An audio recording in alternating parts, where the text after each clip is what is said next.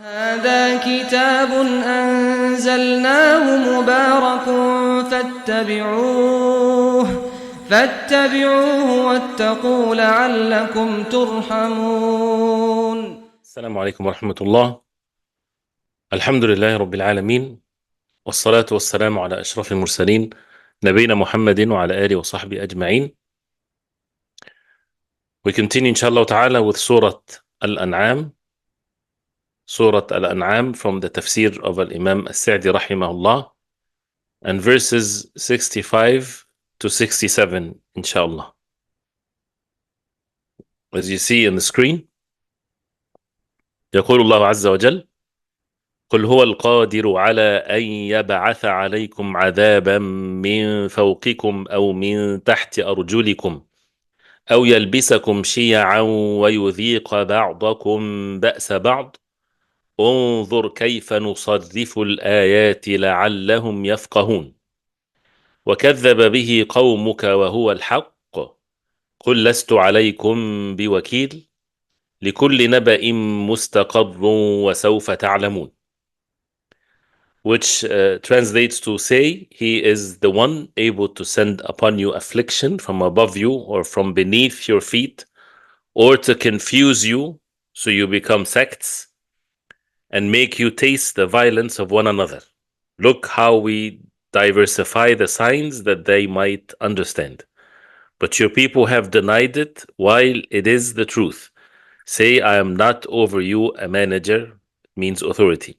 For every news is a finality, and you are going to know. Continuing with the ayat, establishing the evidences of the tawheed of Allah subhanahu wa ta'ala from the signs of Allah, the power of Allah subhanahu wa ta'ala, and the fact that He subhanahu wa ta'ala, the creator of all things, He's the owner of all things, He's the one that is able to do all things. So for the human beings to humble themselves and to worship Allah subhanahu wa ta'ala alone.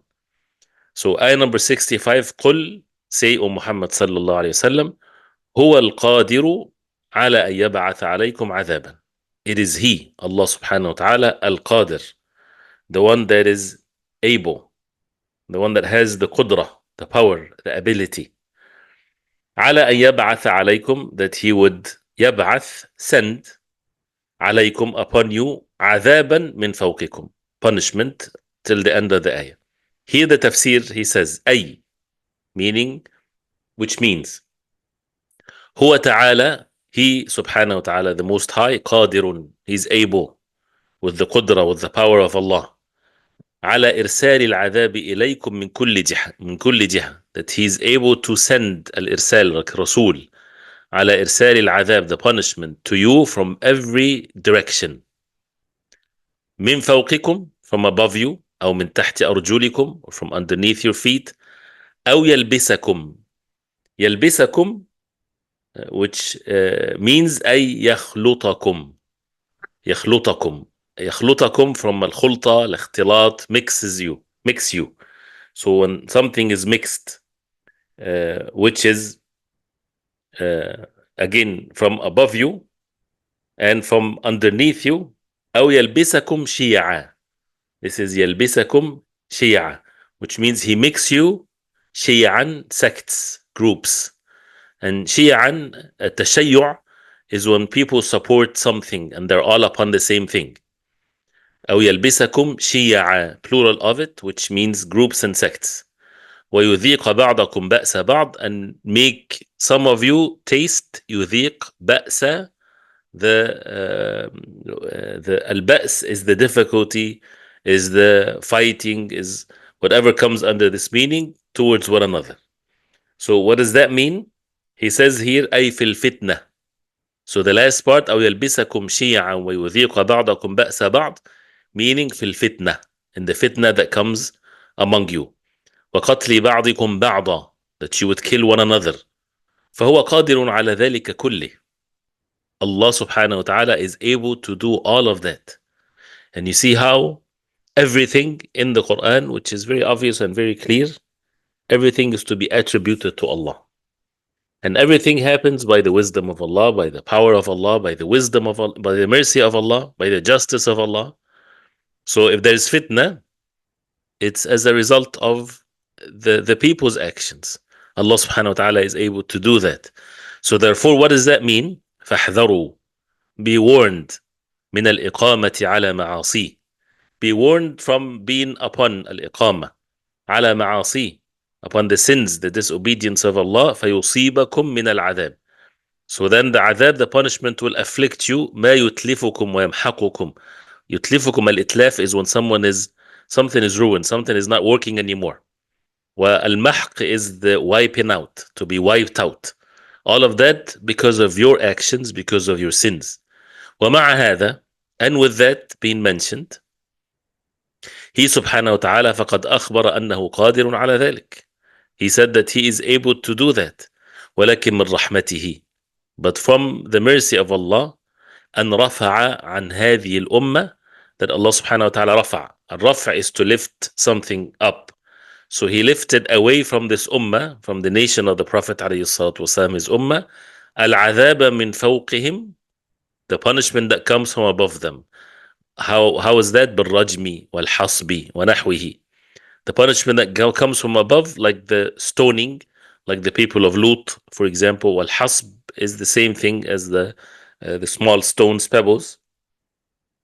ومن تحت أرجلهم, and from under, and the like of this. Not just that, but anything that comes from above, a punishment from the skies, from the heavens, to come and destroy them. ومن تحت أرجلهم, that means and from underneath their feet, which is al-khasf. Al-khasf is like the sinkholes, and this is what Ibn Jarir, Imam al-Tabari rahimahullah, he chose that meaning, from anything from underneath, because the verse keeps it open. Anything that is from above you, anything from underneath you. So he relieved you from this. He won't punish you from this, meaning for the ummah of the Prophet عليه الصلاة والسلام. ولكن عاقب من عاقب منهم, but he would punish whoever he punished from among them, بأن أذاق بعضهم بأس بعض, that he would make them taste the بأس of others. That means the bloodshed, the fitan, the like of this.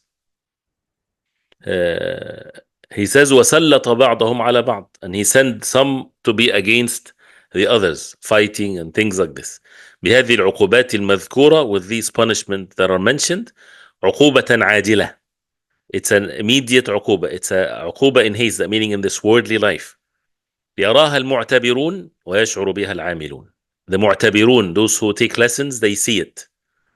They see that this is from Allah subhanahu wa ta'ala for a reason.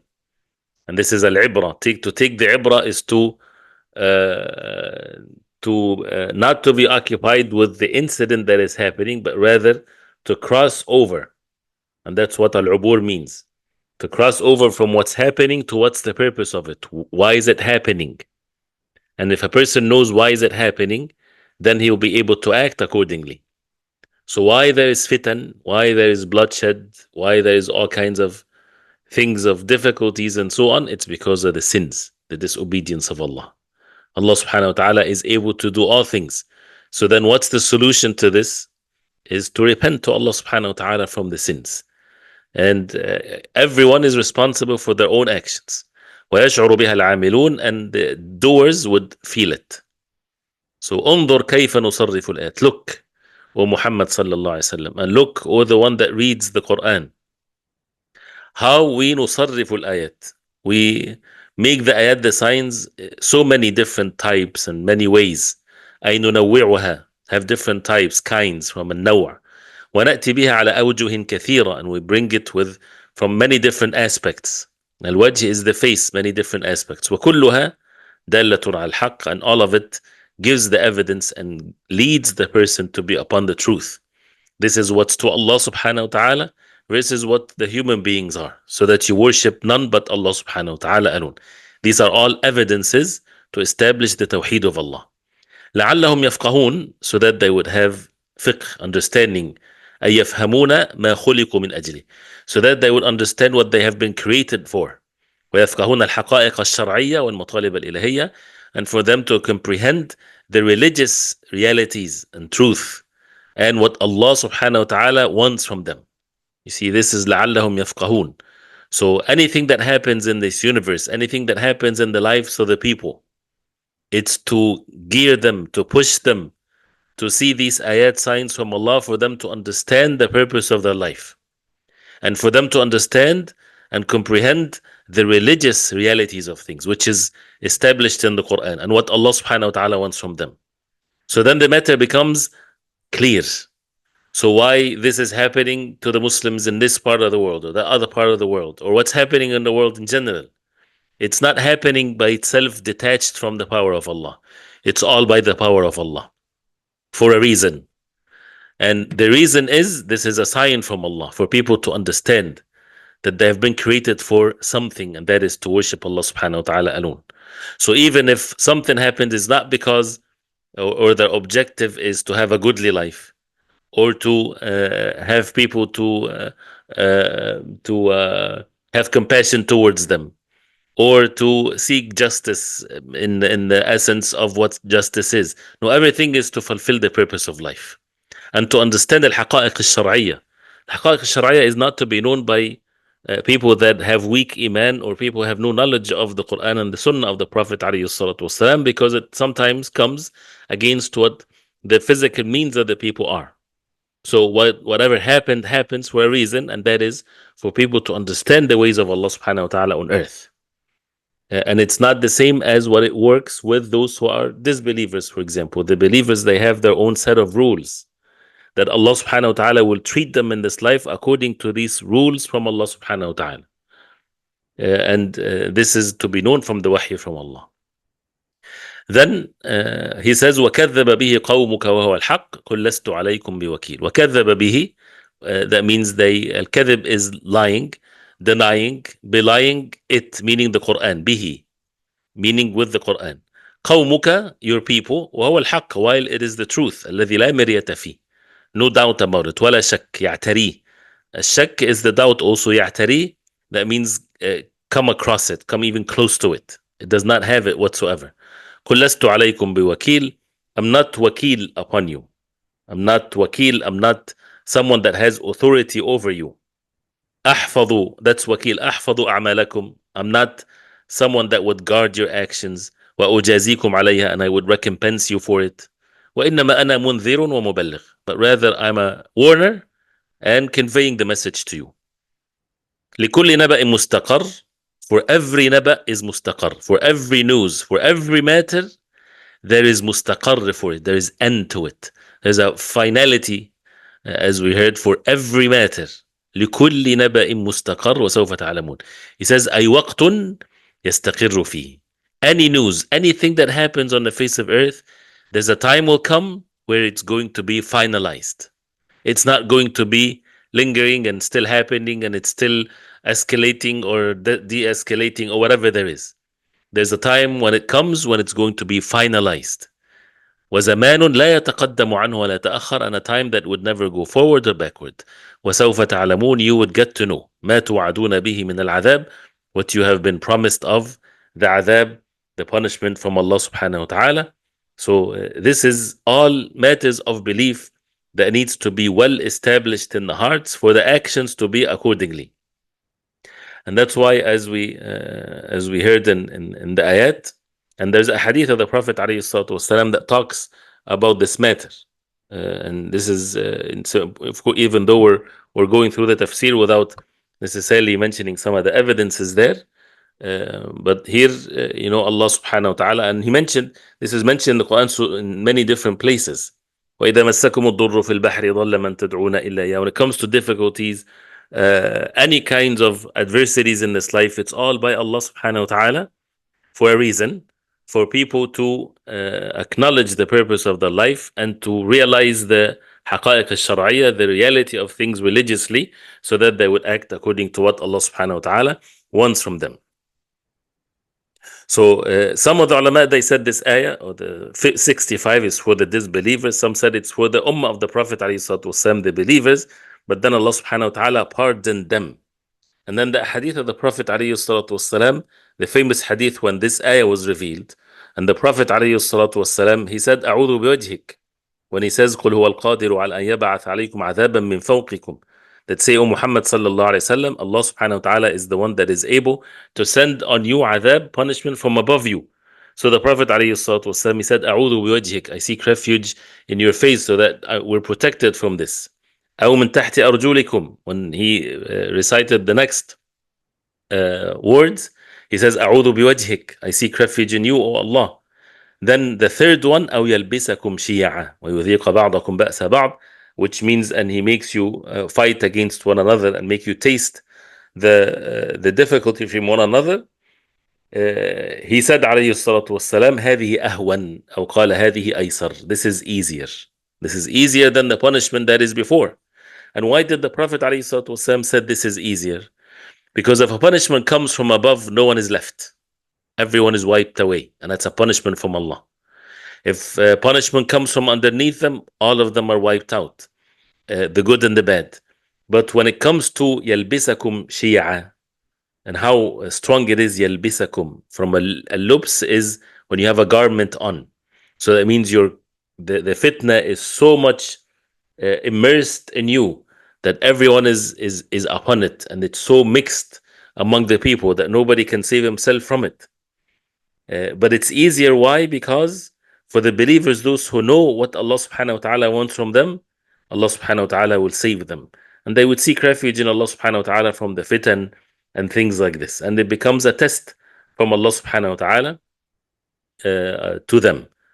And there are many hadith that gives that meaning, where the Prophet alayhi salatu wasalam, he made salah and he asked Allah subhanahu wa ta'ala for things, like the hadith of Hudayf ibn al-Yaman radiallahu anhu, where the Prophet alayhi salatu wasalam said, I asked Allah subhanahu wa ta'ala 3 things.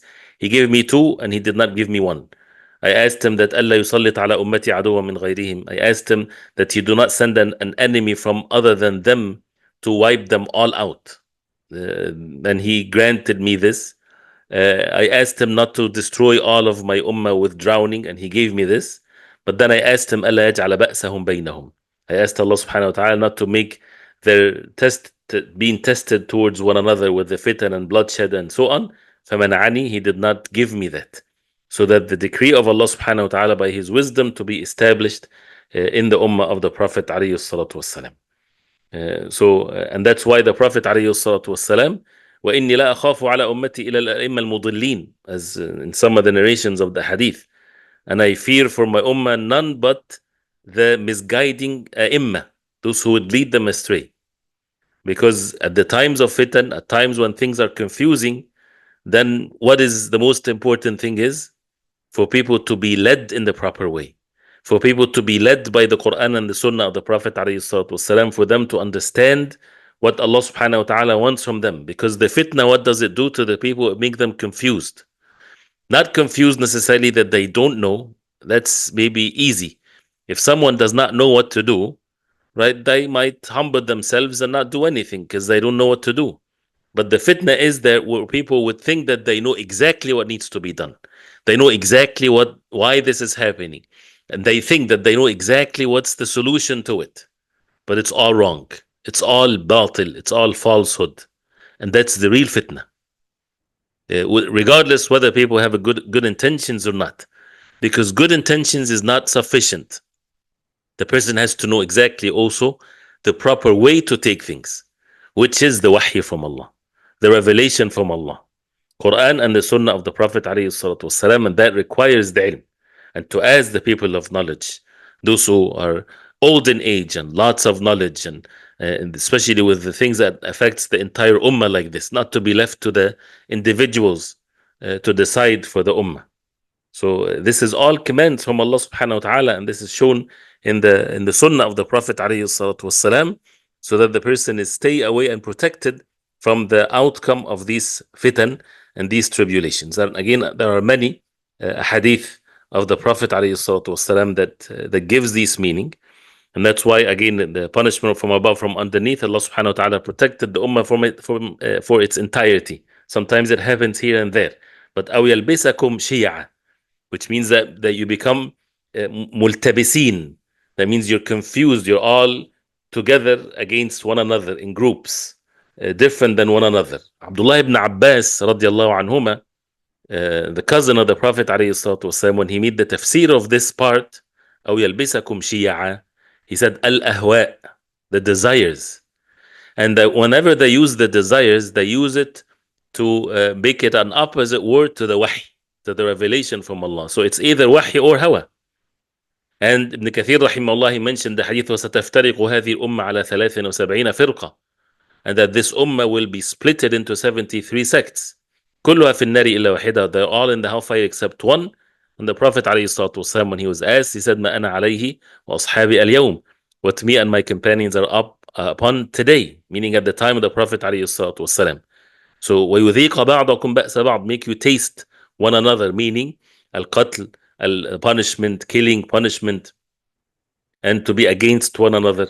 And of course, as it's clearly stated, then the solution is to be away from this, is to be protected from this by following the sunnah of the Prophet ﷺ. That's why the Sahaba radiallahu anhum understood the hadith, and that is to stay away from the fitan, not to indulge in it, and not to do anything unless a person knows exactly from the wahy, not from their own reason, not from their own liking, but from the wahy from Allah subhanahu wa ta'ala. And as you see the words even here, which is the ayah, قل هو القادر. So this is one of the names of Allah subhanahu wa ta'ala, that He is al-Qadir subhanahu wa ta'ala. And al-Ba'th is when someone is sent, and it's one of the words of the resurrection. عليكم, upon you, عذابا, and this is in this worldly life, punishment from above you, from underneath your foot. أو يلبسكم شيعا, and again, as we said, الشيع, from like the Shia and the like, not the sect that is called Shia, but the linguistics of it. إن الذين فرقوا دينهم وكانوا شيعا لست منهم في شيء. As Allah subhanahu wa ta'ala says, and we this is going to come in the surah. Those who, in the same surah, Surah Al-An'am, those who splitted with regards to their religion, وكانوا شيعا, they became groups and sects. Each group, they're rejoicing over what they're upon. لست منهم في شيء, you're not one of them. And if there is splitting groups, that means one group has to be the proper group, the right group. It's not like a group with a leader. No, it means who are the ones that are upon the truth? Those who are truly following the way of the Prophet ﷺ. And it's not a way to praise people with their names, or people with their, they call themselves this or that. This is not what is meant by this. This is to know the truth about this matter. And that is, Allah subhanahu wa ta'ala knows what's in the hearts. And for people to follow the Quran and the Sunnah of the Prophet ﷺ, and not to follow the newly introduced matters and these types of ahwa. And they called, like when they say Shi'atul Rajul, the Shia of a man, that means his followers, the people, those who وَإِنَّ مِن شِيعَتِهِ لَإِبْرَاهِيم. So whenever the Shia becomes followers, many opinions, many things that are confusing to the people, this is what is meant by the verse. Not the valid differences of opinions that bring still the hearts together upon the truth, but are the things that would cause the people to suffer from one another. And وَلَا تَنَازَعُوا فَتَفْشَلُوا وَتَذْهَبَ رِيحُكُمْ. As Allah subhanahu wa ta'ala says, do not be in dispute with one another, so otherwise you fail and your strength will go away. So this is, as again, the importance of this is, what is meant by that is the Muslimin are being addressed by this. As some said to the disbelievers, some said to the Muslimin, and that is also for both. As some of the early generations of Islam, they mentioned this. So the warning here, even though it's in the context of what's talking about the disbelievers, but it doesn't mean that the believers should not should not learn from it. But rather, if they fall into the, as we said, if there's something about disbelief, then the punishment is accordingly.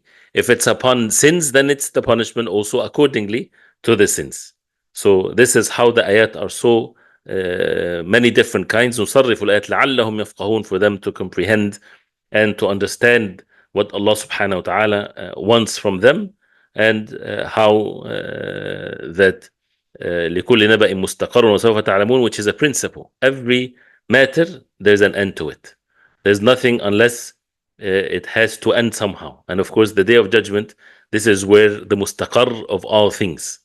So anything that is happening today in this world, right, it's not finalized with the justice of Allah, with the mercy of Allah. This is going to be in the hereafter, in the absolute sense. When mustaqar is the time of al-istiqrar, the time of something being established, and that's why it's ismu zaman. It's regards to the name of the time that it's going to be established. So this is the mustaqar. والشمس تجري لمستقر لها. And وسوف تعلمون, you will know. And of course, in this life, things can also have a finality to it. Like what happened in the Battle of Badr, for example, when Allah subhanahu wa ta'ala was promising the disbelievers of the people of Quraysh of the punishment of Allah. And they saw that in the Battle of Badr. So it doesn't have to be all in the hereafter, but something also can be in this world if it's finalized. And there's nothing that, that is not finished yet. وَأَنَّ إِلَىٰ رَبِّكَ الْمُنْتَهَى, to your Lord is the end of things. So we ask Allah subhanahu wa ta'ala to give us the understanding from what Allah subhanahu wa ta'ala wants from us and to keep us steadfast upon the deen of Allah. And we'll stop here again, inshallah ta'ala, because of the time. If you have any quick questions, please go ahead, inshallah, in a couple of minutes. The attendance code is Tawheed and Wahy. Tawheed and Wahy. وصلى الله وسلم وبارك على محمد وعلى آله وصحبه وسلم والسلام عليكم ورحمة الله وبركاته.